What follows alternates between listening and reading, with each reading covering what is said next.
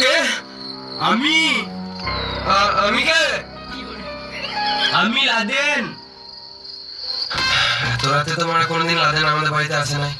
নিশ্চয়ই ভূত লাদেনের গলায় কথা বলছে।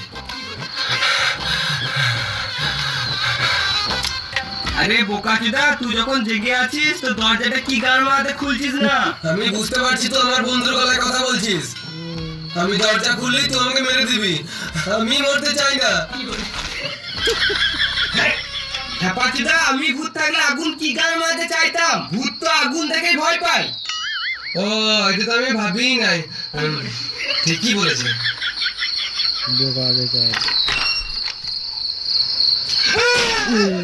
এ আমি গতিতে বোকাচোদা, ভূত যাতে না ধরে ওই জন্য গায়ে গোবর মেখেছি। কি হলো বল? আগুন দিয়ে বিড়ি খাবো।